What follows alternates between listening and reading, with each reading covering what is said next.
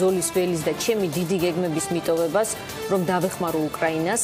აი ეს არის პირველი ფრაგმენტი და ძალიან მნიშვნელოვანი გზავნილი საქართველოს ყოფილი პრეზიდენტის მხრიდან ნახოთ ეს ფრაგმენტი.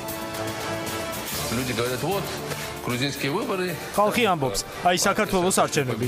სააკაშვილის პარტია გაიმარჯვებს და მიშა წავა. სინამდვილეში მე არ მჩვევია ბრძოლის ველიდან გაქცევა. ჩემთვის ეს არის ბრძოლა რეფორმებისთვის, ხალხისთვის. მე უკრაინაში გასტროლიორი არ ვარ.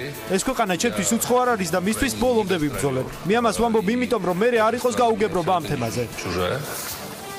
ასევე მიხეილ სააკაშვილის განცხადებით, თუ კონკრეტულად როდის ჩამოვა საქართველოში, გადაწყვეტილებას არჩევნების შემდეგ მიიღებს. სააკაშვილს ასევე ვთქვს, რომ თუ ნაციონალურ მოძრაობას ხმების დაცვა დაჭირდება, ის თავისი პარტიის გვერდით იყოს. აღნიშნულ თემაზე სააკაშვილმა 112 უკრაინას ეთერში ისაუბრა ჟურნალისტის კითხვაზე, როგორ შეძლებს სააკაშვილი ქვეყანაში დაბრუნება, სადაც მასზე რამდენიმე საქმე არის აღძრული და ძებნილადაა გამოცხადებული. სააკაშვილმა განაცხადა, რომ საქართველოში მას ვერავინ შეეხება, რადგან მისი მხარდამჭერების გარდა სამართალდამცავები და შეერაღებული ძალებიც მისი მომხრეები არიან.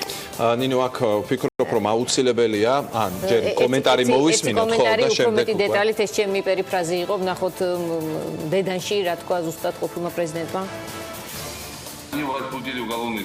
მოქმედმა ხელისუფლებამ აღძრა საქმე, მაგრამ ცოტა ხნის წინ თბილისის ცენტრში იყო მიტინგი, რომელზეც 70,000 ადამიანი შეიკრიბა. ეს ძალიან ბევრია. ეს უდრის იმას, რომ უკრაინაში კრეშატიკზე 500,000 ადამიანი შეიკრიბოს. ეს ნიშნავს იმას, რომ მე თითსაც ვერავინ დამაკარებს, რადგან თითქმის მთელი პოლიცია ჩვენს მხარეზეა, შეიარაღებული ძალებიც.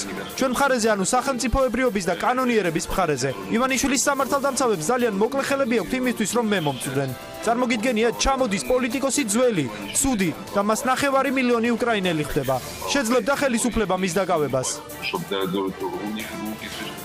აი აქ უნდა შევახსენოთ აუცილებლად ჩვენს ტელემაყურებელს საქართველოშიც რა თქმა უნდა ისმოდა ეს შეკითხვა წინასაარჩევნო კამპანიის დროსაც აპირებს თუ არა სააკაშვილი საქართველოში დაბრუნებას, როდის აპირებს და როგორ აპირებს ეს შეკითხვები სულ მუსირებდა საზოგადოებაში, მედიაში, მით უფრო რომ მის წინააღმდეგ არის აღძრული საქმეები და აი ქართულმა ოცნებამ ასეთი შეფასება მისცა ჩვენ ცოტა ხნის წინ გაგაცანით ეს შეფასება და კიდევ ერთხელ გავიმეორებთ იმისთვის, რომ სრული კონტექსტი გასაგები იყოს.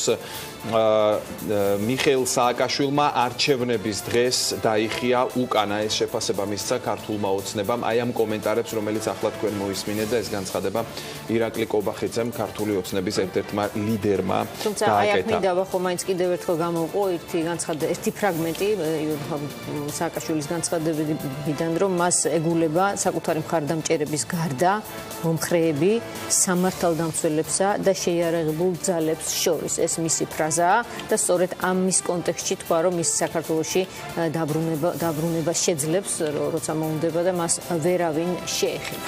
მოკლედ ასეთი იყო ამბები მიხეილ სააკაშვილთან დაკავშირებით. ახლა სხვა საკითხები, რომელიც